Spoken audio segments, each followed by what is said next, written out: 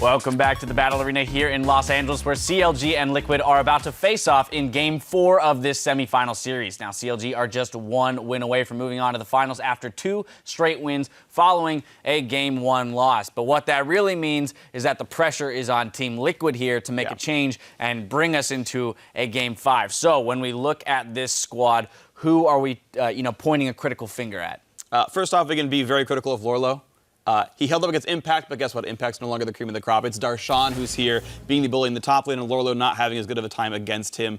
Talking about him as a player. Additionally, you can talk about Dardoch, because Dardoch came in as the hot fire. This was the guy that everyone cared about. This was the super hot, jungler that everyone had to respect a whole lot of anyone not named Reignover. And Smithy's completely held up against him now. The kid looks nothing like it did over in Game 1. And in fact, we're seeing the nerves actually get to him. His general gameplay is fine, but in the really tough situations, he's tossing out some really bad Kindred ultis. There was one in our very first replay from the previous game. He ults for a Rise that wasn't going to die, and he ends up saving, I think it was stick save for long enough that they get a trade kill instead of a 1-for-0, plus obviously the cooldown of the ulti. So the tough situations, the really hard decisions, they're starting to crack here for Dardoch. Azael, thoughts on this matchup? I mean, Freak's already run through a couple of the players we're looking at, but I mean, particularly if we go back to the Champions League point, because we hammered a lot of it in the post game, moving into this game with Team Liquid moving back onto the blue side, changes that they can make that might enable those 2 players to find more success. I mean, first off, get Darshan off Echo. Whatever you do, just get him out of there, You cannot let him on Echo. I think that you have to give Piglet a champion where he's super comfortable on. Give him something that he should win lane on, right? Give him the lane matchup. Say, you're our best player, you're our world champion, carry us, right? Put Lorlo in a better, more even matchup where it's not Darshan dictating it. Get Piglet a good matchup, and I think that that's the recipe for success. Yeah, I think it's blatant that Xmithy's and Darshan's synergy is a lot better than Lorlo's and Dardoch's. You can tell every time it's gankable, Xmithy's already down there to help Darshan secure the kill, and that's kind of weird because I think Dardoch is a jungler that likes to gank the top solo laners. Like you can see him helping out Lorlo a lot during the energy game. So yeah, I agree with Azazel. You should give Piglet like a dominating champ. We'll see if they can get back to that. I, for one, would like to see him off of Kindred as well. I just want to see it shaken up in that jungle. The Lee. I know. I want to see the Lee Sin. I mean, it's do or die time, man. Yeah, put it all out there. Let's see if you've got it. The games are about to go live, so let's hand it off to our casters. On the way, Matt has stepped up to be a leader for Team Liquid and explains why targeting the shot caller isn't the best use of a team's resources. I mean, I don't really believe that targeting a player just because they're the shot caller would necessarily work. Like, I've even played other games, like I remember in RuneScape, that's like the main strategy is try to kill their shot caller, but that still doesn't really help. Like, I think if you're a good team, even when your team leader's dead, like, he still has eyes, he still has a mouth, he still has ears, like, he's definitely gonna be a leader no matter what. It happened to TL level 1 where Matt died and things fell apart even before that, though. Yeah, I think it definitely depends on the person, and I think you can look at it in a lot of different ways. It's good to have the confidence, though, that when you do fall behind, you can still be a leader, because really it's your own self-confidence that will impact whether or not you can lead after dying. Strong mental focus is what a leader needs. Something goes wrong in the game, and I love saying this, silence is chaos. If nothing's happening, then it leads to more nothing happening in the end. Something's happening. Something's happening. We're going to pick some bans. And 3 games have already happened. 2-1 here. Rock a band. Oh, the banana man in the front row is upset. Yeah, he's not. Is he back? No, he's over there. Yeah, there he is. I see him. He's over there. He's peeled and New ready. banana man. He's going to have to be put away for this game, but we are going to see a final ban from Counter Logic Gaming. The Tristana has been dropped, and it has. They will not be doing that. Nidalee, however, is the first one, and Lorlo is going to get the echo this time. They listen to us. Well, actually, no. They're just changing. Yeah, they're doing what they want to do. But this means that the Kindred, which has been controlled the entire series by Team Liquid, could fall over to CLG, and it does. So the Kindred over to Xmithy, something that they were avoiding. And Whoa. Okay. Okay. This is a new development. Darshan is on an actual tank. So I was going to say it last game, that there could have been a Maokai if it needs to come to it, but whenever we see Darshan go back to tanks, it seems that the team doesn't find that synergy to get the last push, find maybe a turret that'll help them break the game open. It seems like having him on something that can really impact the game. And he may still on Maokai, it's just a little more conditional here. I want to see what CLG have in mind here, whether it's a double AD composition or what else they have, because they dropped the Corki ban for the Gragas ban just because they thought that Echo was going to get picked up. They wanted Kindred, so they didn't want the Gragas hard counter. But also, Maokai into Echo is not a good matchup for Maokai. Echo really destroys that matchup, but he has better gank assistance. Yeah, also a little crazy to see Dardoch go quickly over to the Rek'Sai when his Lee was so effective against Kindred's, but he will have some good jungle vision if he's going for the counter jungling, which is something he's going to want to have against Kindred for sure.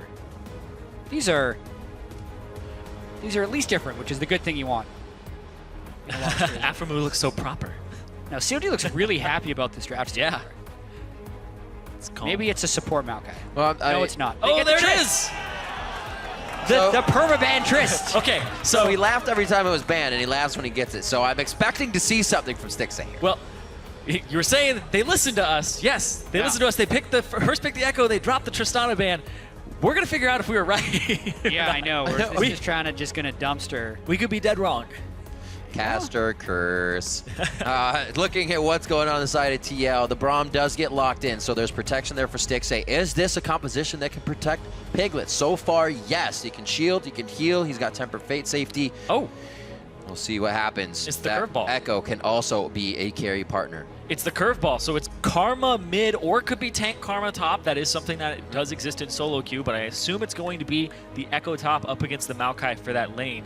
But we know it's going to be a Karma or Echo mid now for Phoenix, so that's different. And now we're going to see Matt, who Smurf, of course, was a Bard Romance. Matt Life was also one of his names. Yeah. Just he was a Bard main through and through.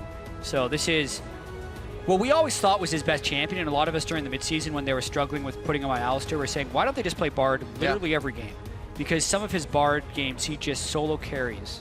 His ults make plays, Yeah. very, very much so. It's not, they never use it much in safety, but in aggression is where you see those coming from Matt and his Bard. Last pick is going to be Rise for Hui. Yeah, this is, again, a team fighting composition from CLG. They'll have the Trist for those quick turret takes, but beyond that, just a strong tank line, even a pretty tanky damage force when you throw Rise in there. Yeah. And it looks like Team Liquid's just going to be trying to match him with team fights now, a mid lane Karma, as you mentioned, Zyrie. So it's double AD carry with a Braum for CLG. I love the consistent damage of CLG way more than TL's at this point. They're going to be having to play around Piglet, hope that Lorlo really crushes that lane and has a split push advantage, and then they can play around the Karma and maybe poke/siege, because up against the Kindred, the Tristana, you are dealing with a lot of consistent damage in a team fight alongside that Rise from CLG. It's going to be tough. Last game possibly for Team Liquid. Loco needed those few extra words for his team. Always They're gonna take need an it extra right second. now. Yeah, his last words, you hear the mic checks, are always good luck, that last step off stage, and that's, they're going to use their power and all their veteranness. Don't forget your pink wards, please. Who's going to come out on top in this series? Tweet hashtag TL winner, hashtag CLG win with your best guess of who is going to be taking this one. The best of 5 series has already been quite an awesome one. TL grabbing the first game so confidently with such force, and then CLG has been able to find their way into the playbook at TL here and not give them an inch. We'll see if Team Liquid keeps themselves in this playoff matchup and a possibility for that finals in Game 4. Here we are, CLG on the red side, Team Liquid on the blue, and we are on the Rift. And of course, CLG on match point here. They could put themselves in the finals with a victory here. Very early on in the last set, we saw TL, they ended up just fanning out instead of getting those deeper wards, and Matt paid for it later. So any big mistake here, any big misstep for TL, considering the last game, it could put them over the edge and make it so that CLG wins this series. And CLG has had some really nice wrinkles to the level 1 in both Games 1 and Game 3. So you would wonder if Team Liquid would have put some level 1 planning in these between game matchups. It's really tricky to do a lot of times. You've got to adapt to so many things in those short 10 minutes you have in between the game. That exactly. Unless you've pre-planned all of these level 1 plays, you're just going to be like, all right, let's just go defensive, make sure nothing bad happens. And that kind of seems like what Team Liquid has done this game. Very defensive fanning. I don't even think they're going to be going in for a late ward unless they have absolute certainty that there's not a trap. Yeah, and The fact that you have to spend those 10 minutes talking about that level 1 or how you're going to play that out means you're not talking about the other problems with the game. You're not having that time to discuss, okay, what champions are we really going to prioritize here? What do we really want to pick? Yeah. It looks like TL, they did get a little bit of what they wanted, but CLG again with the good picks here. And how's that mid game going to play out too? I mean, we definitely know that Team Liquid did a lot of different champion picks because I believe these are, as far as player on champion, adaptation. 4 different things, and they wait for CLG to try and check. But what this is going to do is just neutralize the level 1 entirely. No one gets a cheap camp at the start, and the junglers are actually mirrored. And again, we get standard lanes. It brings the lane, like you said, back together. This also helped out Smithy and Darshan. Last time around, we heard Kiwi Kid saying that there's noticeably a better synergy between those two, and Darshan, especially even to start shutting down Lorlo, is going to be awesome for this game. But I do like this matchup, the Echo into the Maokai. Echo has a very distinct advantage here. If Lorlo plays it properly, he can actually create his own advantage without the help of Dardoch. But Dardoch, okay.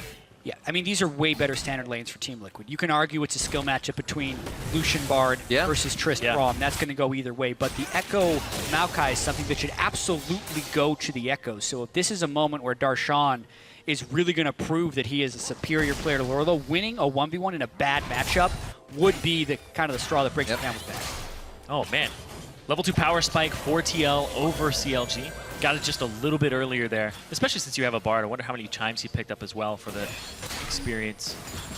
Already CLG on the back foot. I mean, this is exactly what Piglet and Matt want to get into. Azazel or Azazel on the Azazel? Azazel.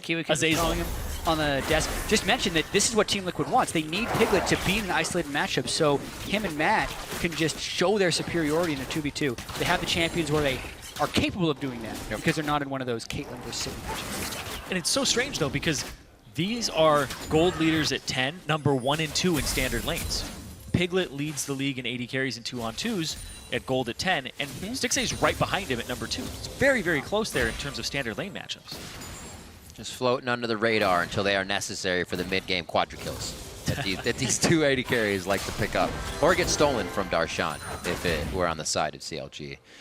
Still kept up about the 75% mark, so Stixay, well, being Tristana, doesn't actually have to deal with the pushed up lane here because Piglet just keep putting it right back towards the turret. Oh, Afremu jumped forward because Smithy's on his way.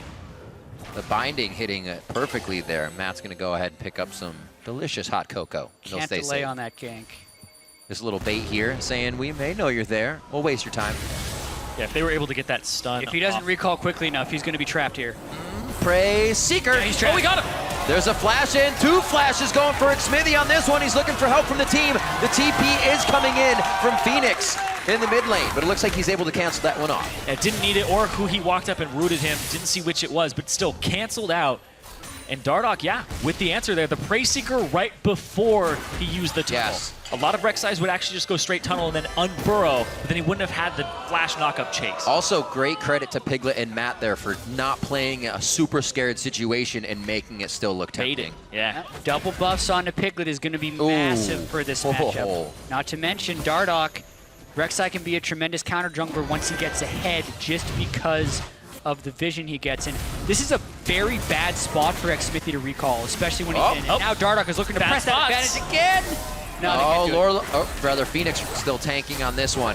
Dardoch doesn't have tunnel for a little bit longer here. Had to use it to get over the wall. Possibility for a turnaround. I was wondering if they would go mid, having Huhi's teleport down since Phoenix blew his would be fantastic to get. Oh? Yeah, Matt's just going to delay the recall even further. Don't think much more will happen. Nice stun. I want to just touch on the top lane gank one more time, though. Smithy made a couple of errors on that gank. He moved up, and then since they weren't in position to gank, he kind of knows he's sitting on a ward, or at least you can have a pretty educated guess that they did see you. And because they did see you, unless his duo lane has a pressure advantage, he can't recall in that brush because it is way too dangerous. So he just didn't make the right judgment call based on the information available. Yeah. It wasn't even just a bad guess. It's kind of like, I'm not respecting it, can I pull this off type of situation. You can see actually a stylistic difference here. Smithy, no fervor.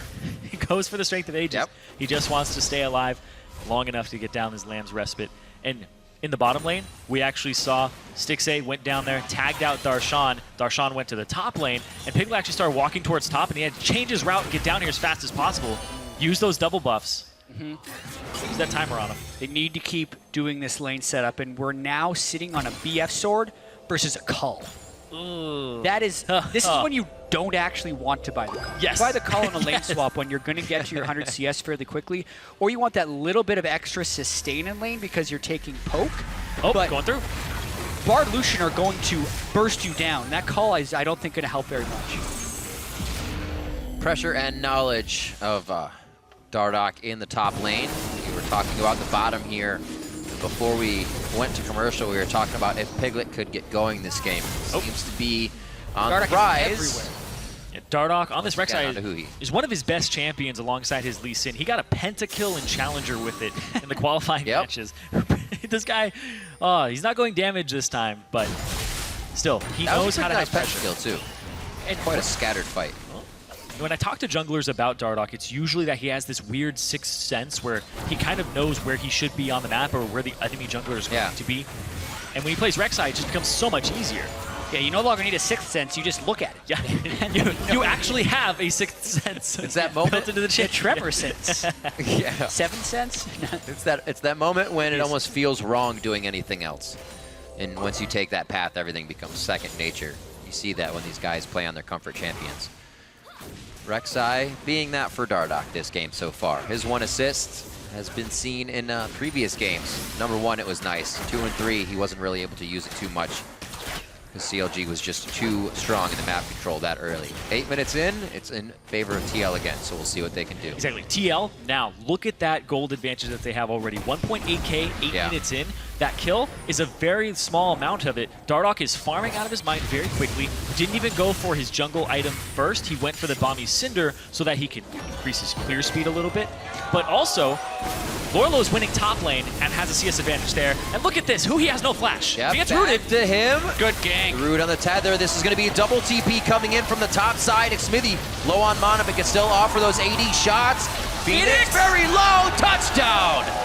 Coming in from Darshan. Very nice. And it looks like he will get that Maokai going. Is he rooted strong enough? He is. Stays alive. Now they're on the Dardoch. Dardoch goes down. Is it the turnaround for CLG? Oh! The Tempered Fate locks up what could be a few. Aframu's there for the guard, and he is going to be able to put up a little bit of defense, but is it enough? The Tempered Fate, no, rather the Journey goes through the Raptor Pit, but they're going to be out of that one as the Tempered Fate was already used.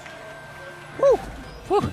A little hectic. I'm still processing all of that right now. Tight one. So essentially, I like the gank from Dardoch, but the counter from CLG was stronger. I think at this point in the game, the Maokai teleporting in can have a higher impact than the Echo teleporting in because he has on-demand instant CC when he arrives. And then they got Phoenix down before Huhi could go down. We're going to get to see that in the replay very shortly. I think that's mainly what turned it for CLG, is even though the TPs were matched, Maokai has a larger impact when he comes into it. So Rek'Sai comes out of the wings here. I don't think he has flash up just yet, so can't flash and exploit him there. So he has to wait for the root to go off. That gives enough time for Xmithy to show up here and start contributing damage where they run But away. here is where they're past the minion line, so Huhi gets a full rotation of spells onto Phoenix. Darshan then gets the kill with the sapling, actually. And Phoenix walked back a little bit too. Yeah, and the stun from Lorlo doesn't do that much. He gets the damage from the ultimate, but then more people eventually will arrive to the fight. Here's where Huhi gets his spell rotation back up again and really catches Dardoch by surprise, I think. Yeah, Lorlo was trying to body block some of the Qs there from Huhi. And then the follow-up here, Piglet, remember, he already has the BF sword. Yeah, dash flash. Unfortunately, Matt ends up picking up that kill with either an auto or an ignite. I'd really love that kill to go over to Piglet. Not able to pick up any more off of that, but yes, 2 for 1. Great early magical journey from Matt as well. Preemptively heading the way of Xmithy to finalize those kills. So it looks like TL is kind of pulling the trigger a little bit harder this game. They are not hesitating whatsoever, and Dardoch, it seems like he is trying to not let himself far behind. Yeah, he also went for the Stalker's Blade, so he's going to look for a lot of ganks. Usually you're looking for the duels when you get the red smite, but this is just so you can have people close that distance and get those knockups, which I think is definitely right in this composition, because you're playing around Piglet and Lorlo, honestly. Yeah, I think one thing, though, with the Cinderhulk Rek'Sai, he's going to have to run away real quick. It's that catch potential. He looks good in gold. I don't know if he's going to be able to run away real quick on this one. And Avramu gets caught out here. TL's been putting the pressure onto mid lane, not getting much out of it, but their feelers on the left and right side have been a lot more advantageous, and they're able to pull off a kill. And this is the type of pressure Team Liquid needs to do, because I think with their builds, they have to snowball this game fairly early. Their late game damage won't be great because of a tank Rek'Sai, a tank Echo, who also does a bunch of damage, so that might be their saving grace. But Karma's not the greatest late game mage damage-wise, and it'll basically just be Lucian, who's a really consistent damage dealer. Whereas you look at CLG, they'll have a best-in-class frontline with Braum and Maokai, and then still have consistent DPS from 2 to 3 rolls. Oh yeah, and then they also have Kindred, kind of a pseudo tank with the ultimate to soak a lot of that damage that Piglet might be giving out near the end of the fight. And they've been punishing Aframu. Matt's 2 levels up over Aframu. He didn't have his ultimate for the last 2 fights, whereas Matt did. He was able to throw Tempered Fate 2 times so far. And the stun? What? He is. Exactly what is going to stun. Oh, wait. Now the heal, the double heal. Piglets came in through as well. Along with the relic he was able to pick up. Very nicely done. Hot Cocoa saves lives. You play enough Bard games, as Matt or Aframu will tell you, you learn exactly what that stun will latch to, because it's not exactly a straight line beyond the champion. Right. It's going to take a quick little left turn sometimes. It cheats. And get you that stun, but that was perfect from Matt and Piglet to get that kill. Then he had the heal up on the backside, doesn't even have to burn a summoner spell, and they get yet another kill. It was also 3 levels up, too, now over Aframu. Like, Matt has just been roaming around, getting so much experience. Walks forward. He's a level behind Huhi. That one was pretty much a straight line into the wall based on where Huhi was standing, just because Huhi moved after to pass through him. And good heal there from Piglet. Yes. No follow-up there. Xmithy was just trying to salvage the situation. But man, what the? Stixxay's going Rageblade Trist. So this is probably why it was banned. There's something about this that they'll like. So we also was it a Rageblade Ash? There was a Rageblade Ash. Okay, so looking at this as well, there's been so much fighting in this game. Another match where we get quite bloody, and his call is about 50 right now. He's been on that for so long because these AD carries aren't getting the CS they should 13 minutes into the game. So, I mean, look at 127 for Lorlo here. They should be around that point. But he's just been getting solo farms, so that call is taking even longer. So I guess with the Rageblade Tristana, you have incredibly long auto attack wave clear, and you stack it up very quickly with your rapid fire. But look at this, Lorlo. He's been bullied by Darshan all series long. He's gonna turn the tables. Oh, flashes in, twisted advance could come up, but he's still got the chrono break. It won't matter in the end. On the bot lane too, it is Team Liquid on the hunt for him. Dardoch with a big oopsie, but he's going down for the sake of his team. Is it gonna come? And he gets it down. The inner flame into the auto attack with that monster tacked on the end is what solidifies the kill. Across the map, it becomes a 3-for-1, and Team Liquid is pedal to the metal this game. All the time, they're just going full on aggression, and they're looking to snowball this one quickly and then carry some momentum into Game 5. So far, so good. And this is the time to do it, too. The build that Stixxay went for, this Tristana that's been banned out over and over again, this is the worst part of the build you could possibly have. You have Cull, you're waiting for that to actually go off, and you have the pieces of a Rageblade. Finally, it's completed, but I guess AP Tristana's still alive in some ways. So I just did a little bit quick. We'll go into the research after this. Let's watch this quick. Yeah, this was Dardoch once again. Xmithy doesn't have mana anymore for Lamb's Respite to actually save himself. He still has it up, but Dardoch... This is one thing they can gain with Bard. They get to just turn off the turret and then go for the dive. Perfect, it shuts off the turret, but not the... It goes on Dardoch first, too. But getting it to go on a Dardoch was a little bit unfortunate. Phoenix could have tanked that, but he does catch Huhi with the edge of his Mantra Q and then can go in for the finish. But very dedicated to that call. They did not leave when they saw that, okay, well, Dardoch's the one who has aggro. Nope, flash in, gets his team kills. And Dardoch was the guy that we're talking about. He's always taking the kills, right? Well, he's on the assist train right now with Rek'Sai. See what he's trying to get one back. Oh, what, Piglet! Piglet, not in a good spot. Tempered Fate. Oh, the shield! Not going to come out. He actually doesn't throw it. Hold it for now. Piglet is dead. Dardoch tries to go over the wall as Lorlo is holding down mid. CLG is going to get their first push on a turret here. This is basically what we saw CLG doing to Liquid last game. The outer line of turrets fully up as they were taking them apart. Here, Liquid's about to lose. They're still down 5,000 gold, so even in a 45... Whoa! Back gets absolutely deleted, but huge damage from the Mantra Inner Flame coming in from Phoenix. They're able to clean up a triple kill now on CLG. It's Lorlo versus Huhi. Here comes another Inner Flame. Huhi's gonna go down. Woo! The Quadra kill Whoa! for Phoenix. The Soul Flare from Phoenix on top of the stun. Bard, Matt played that perfectly, and the follow-up from the rest of TL, we were talking about they don't have too much damage, but when you're this far ahead... Yep, it's all about the snowball game right there. It was 5,000 gold up, and Team Liquid willingly takes a 4v5 outside of their turret. They just womboed CLG right there. The Bard ultimate set up the Echo stun.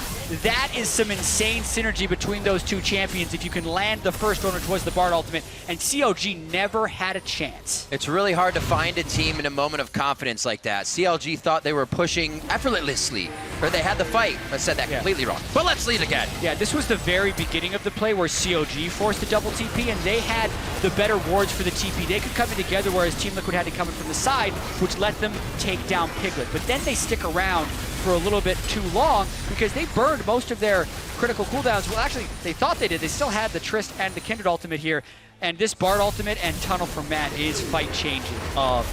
Oh, he's Landed even on got two. Smithy still. The knock-up into the stun, into the Soul Flare. Yep. So two-man Bard ultimate into what was a 3 to 4-man parallel convergence and Rek'Sai knockup. And then Lorlo knows he still has ultimate. There's the Soul Flare. Great So it was timing. just may have just been a regular inner fire there. Might have been. Unless, you know what, you actually get cooldown off your mantra for hitting a spell. And I wouldn't be surprised if he just hit everybody. And in team fights, you get a faster cooldown on your ultimate for hitting spells and auto attacks on champions as opposed to just on minions. So you can, when you're good at Karma in these team fights with a little bit of CDR, you really get to cycle. So powerful too. Everything you do can basically help the team, enable the team, speed them up, slow them down, release the opponents. And Team Liquid is on a rampage right now. It does not look like they're going to be stopping. 7,000 gold in the lead. Actually, 8,000 as it just ticks up. Yep. They're going for second tier top side. They're just going to continue to muscle these down. You can't actually have a zone of threat anywhere near these turrets because Matt has shown he's not afraid to throw out that ultimate. And with Lorlo next to him, you know you're going to get the follow-up stun afterwards. Unless something drastic happens, we'd be going to a game 5. We're just 18 minutes in, and Team Liquid is pushing an inhibitor turret with CLG right there. They're doing it in their face, and they're getting it to work. Definitely the fastest. Well, really, Hui's we not have there. He hasn't games with backed pressure. Looks like Hui's going to start backing, and the team will change lanes here. They're going to get everything pushed, everything warded up. They have great breadcrumb wards on the way out. Don't need to place any there. Team Liquid is really moving up their advantage. 40 seconds on to Dragon. They've been split this game. Actually, 1-1, sorry. I'm living in the past. So, Rift Herald and then Dragon. Yeah, you can see the Baron timer on there because Baron will spawn in the minute, but Rift Herald will still be up. It's one of those moments where you go, oh yeah, it's still pre-20 minutes. Yeah. They're going for... Oh, okay. It's the Baron pit, but it still has Rift Herald in it. So, it's seeming... Ooh. They gave it to Lorlo. Did we draw the Lorlo? Yeah. Oh, all right. Echo's pretty strong right now. But you were so, yeah, we're 8,000 gold up. It's looking pretty strongly like we're going to be heading towards a game 5. The Trist, I feel like that's a swing and a miss so far from CLG, but let's just pretend this game isn't super one-sided. What could the Ginsu's Rageblade Trist do? I'm thinking about it a little bit. Yeah. Tristana executes on small windows of power. You use your rapid fire, you get your auto attacks in, and that's it. You blow up your bomb, and it's hopefully done with. Trist would have an overall total AP ratio of 2.0 with the Rageblade, based on the W, the E, and the ult, which is pretty high as far as those go. So I think the ideal would be you press your Q, you get your bomb on him, you proc your Rageblade very quickly, you then jump in for an execute, and somehow that's better than normal AD carry items. I do not agree based on my initial assumption. Yeah. I can see where the logic starts. I think it has to do with the ranged wave clear. Because once you stack it up and use rapid fire, Trist, though. Like it just multiplies on it, right? Because then the explosive shot blows up on the minion, and then you have more AoE on top of it. Like the reason that we have to go back and forth on this is because it's just so weird. Yeah, and also so bad this game. Because it's an absolutely the wrong timing and situation for it. Something happened in scrims that we don't know about. And it was something that they immediately took when it was left up. There wasn't hesitation on that. They took the Tristana in this game. They wanted to make it work, and TL has found a way now into CLG's playbook. I said it before the other way, but Team Liquid has not had their confidence shaken whatsoever. I think we As could you be can seeing see a in dive this at game. some point. Golden's got teleport as calling well. it an Afro move! Oh, perfect! Little easier to save yourself when you're throwing heals out. along with your damage, but not this time. Liquid is getting the picks, just as CLG has been in the past games. And Darshan can't do anything about it. He can't TP in here. There's Rift Herald onto Lorlo, so he has that increased damage, and he's buffing up the minions. He almost has this inhibitor turret. Still standing toe-to-toe with Darshan in the top lane. He's Lorlo has been playing exceptional for Liquid coming into the end of the split. And you can see the turret going down in the bot lane. It looks like TL's playing a little bit like CLG. As soon as they get something, they're rotating across the front, and now CLG is getting spread thin. It's like their own medicine being handed right back to them. 10K gold lead at 21 minutes here for TL. It just looks dominant right now, but CLG, they want to have a fight. Whoa! Lorlo feeling crazy. Looks like he turns on the go button. Dardock's gonna be there. Flashes over the Glacial Fissure to the back line so they can't start to put damage in. You can see CLG's forced to flash in, try to get the engage. It may be working. Over the wall goes Stixay. He hops out, says King Me. Can't get another kill though. And they're gonna be going hard on this one. Piglet shots onto Huhi. There goes the Machine Gun Mage. He's down. Lamb's Respite is given a little bit of safety over to CLG, but it's not gonna be enough. They close the door. They finalize the fight, and Piglet goes forward for a triple kill as the team follows behind him. They take the inhibitor turret. Team Liquid turning it on, still just 22 minutes in, but they are putting in a statement game in this series after going down 1-2. And they're going to send this one to a game 5 unless something drastic happens. So the team fight was absolutely crazy, but I figured it out in the middle of it. It's second item Runeans for Stixay. So it's Rageblade, Fervor. It's basically Kog'Maw. You're basically a Kog'Maw that resets and jumps around. So that's what the build is supposed to be going for. That's the attempt. This fight in particular, you could tell Team Liquid was looking very aggressive. Yeah, the flash in. Dardock has done that so many times this game. That's a lot of damage down. Then it's still a little bit close. I like how Phoenix sits on the side here and calls where Alpha Moon is going to be, because I don't actually think he had vision of that wall. Based on the team fight. But Stixay's able to jump over again. Lorlo, hop right over. Maybe he should have stayed closer on that side, though, before jumping, because he could have got a little bit of DPS out. Did he actually pull Huhi with a flash in almost? Yeah, Huhi jumped in. Oh, he almost tricked Huhi then. Yeah, tricked his own teammate at that point. And oh man, Piglet immediately culling, and I want that sound pack. Back and forth and back again in the series, though. 17-6. Jack, I was just going to bring that up. I said before we went to the analyst desk last time is when you win that first game so handily and then you lose kind of without an idea in the next two, how do you repair that? How do you just come into the game number 4, which could be match point? And Team Liquid shook it off and they came in with their own game. They didn't have to worry about anything. I think you'd have to point straight to the team's leaders right there. You have Loco Doco, a very experienced coach in best of 5s. You have Piglet, a former world champion. They know what it's like to drop games and come back, and I feel like that confidence can just transfer to the already confident team. What a beautiful part ultimate. These guys are going down. Huge pressure moment. CLG has to react perfectly, being down so low, and they've already lost one. Aframu's going to be the next, but they're not even focused on that. They want to take the damage out of the fight, and the DPS is falling fast. Darshan's next. Aframu can base, but he won't be able to save it. About 40 seconds on these death timers. TL is running for CLG's base. And Matt, once again on Bard with the catch. The TP flank from Phoenix just comes up huge there, and all of TL have stepped up in this game, and they're trying to force a game 5. Yeah, 2-1 and 15. Really high kill participation across the board for Team Liquid. Everyone really stepped up for this game, and this is our fastest game of the series to send us to our deciding game. What a turnaround. 1 for TL, 2 for CLG, and TL will not go quietly into the night. We're going to a game 5. And what a day, Rib. Even if you look across to the European LCS, that goes to 5. Origin moved on. This time, Liquid fights back after losing 2 games in the middle of the series with a statement game, the fastest one of the set so far. And this will set us up for an awesome finish. They got crushed last game. This game turned it around. That's not something you usually see in a series. You do not expect that. You don't go crush for crush. Usually it's crush, a very back and forth 40-minute to get back into it, but definitive matches on both sides has been amazing this series. Yeah, Team Liquid made massive adjustments coming into this series. They dropped the Trist ban. They first picked Echo, which had been huge an adaptation to the series. Also, every team kind of has that trump card. Like, what if we really need to win? What do we do? I think that's Bard. Like, I really do think that's Bard for Matt. Big Matt plays. He's always been his best champion. Yeah. He is one of the shot-calling leaders in-game. And we've heard the Team Liquid coaching staff talk before about some of his Bard games are just so good that you auto-win.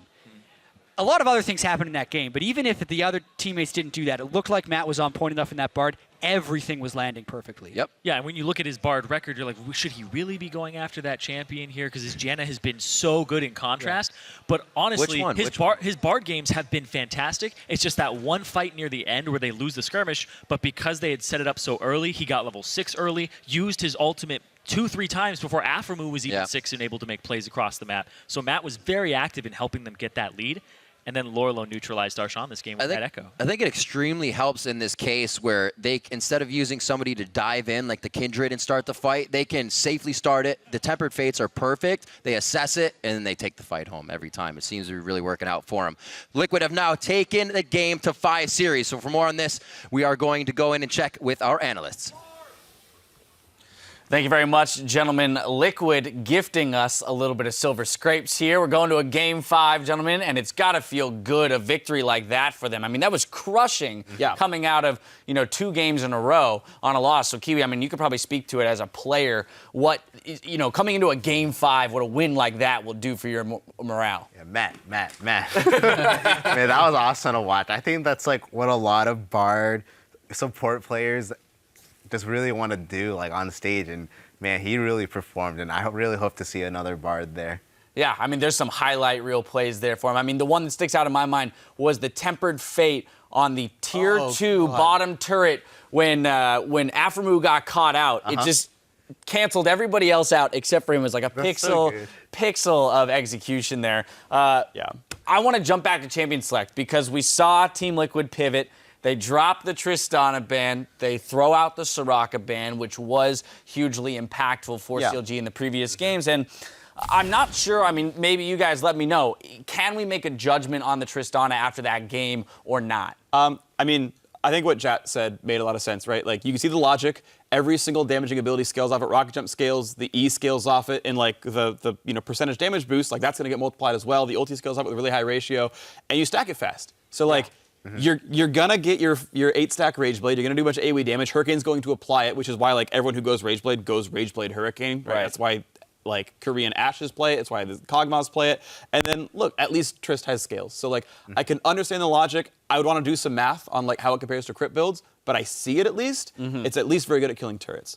But dropping the Soraka ban, I think, adding the Soraka ban, dropping the Tristana made a lot of sense because you make them pick things that might work and drop things that did work. Yeah. Right. I would say that you can't make the judgment, though, because, I mean, this game went poorly for them, obviously. Yeah. I mean, Piglet got first blood. He got picked up double buffs. Right. That's pretty much your lane got ruined, right? And that's something that's really going to set you back. And he still ended up pretty even in CS. He was obviously a fair bit behind Piglet because Piglet picked up a lot of kills. But this is something that still could work really well. And especially when you take that in combination with all the bans early, they obviously know that this has been working well in scrims. So. Yeah. Right. So regardless, I mean, Team Liquid able to deal with it. They did get that early kill onto Piglet, and we had pointed to Piglet being one of the guys who was going to need to step up and carry real hard. Well, thankfully, he had kind of a pogo stick, so stepping up wasn't very hard when you're gifted a first blood with double buffs. Xmithie giving him that pogo stick. And the thing is, that's kind of a non-forgivable first blood. He comes in the top lane, goes in the river brush, and this should be on Aphromoo or Sticta to be like, hey, this is probably warded. Like, if TL aren't warding lane brushes, which are easy to track, you should know that river brush is warded. And then you don't just recall on top of a ward like that when you can get just jumped on. Yeah, CLG on your screen right now. I mean, it's do or die time for both of these teams. And after a defeat like that, we'll have to see what they have in store for us in Game 5. Of course, they're going back to blue side, so I'm sure there will be plenty of contest around that Echo pick if it's not banned. I do want to return, though, to Kiwi here for our replay. We're going 16 minutes into the game. It's a fight that was started by Matt. So we're going to pull this up onto your screens. In the mid lane, a huge quadra kill for Phoenix coming out. CLG weren't expecting them, TL, to take a 4v5. Matt starts up with the Bard ult. I think Parallel Convergence comes out. I think that's W. And gets a four-man stun. And, Karma, that's like Karma loves when people group. And, yeah, it's just really clean. And if 1Q is doing effectively 2,000 damage from Phoenix, then the fight's probably over, even though it's a 4v5. So that was great for them to take a 4v5, and I'm sure CLG weren't expecting it. They were so clustered.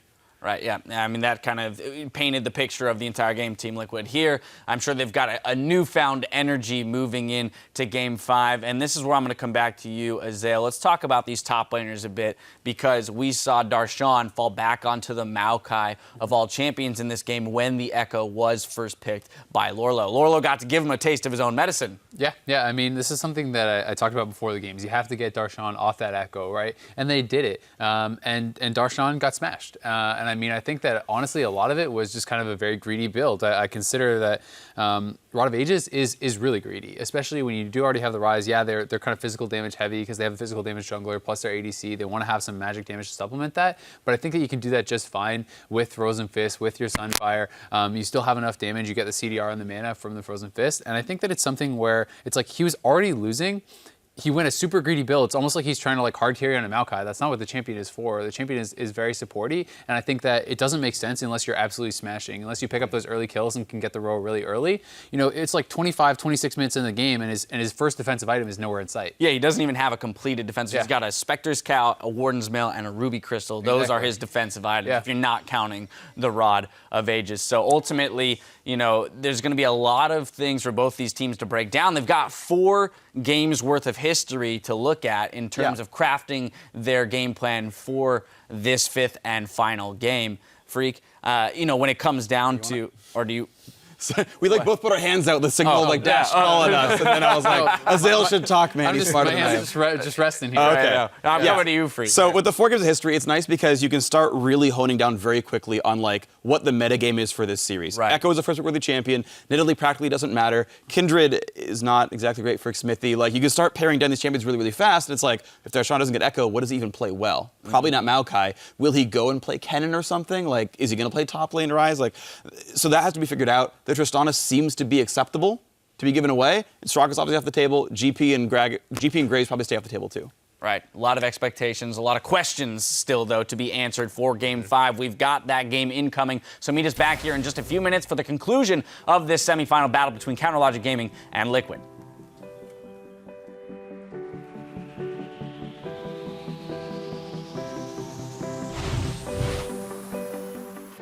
The Rek'Sai, baby.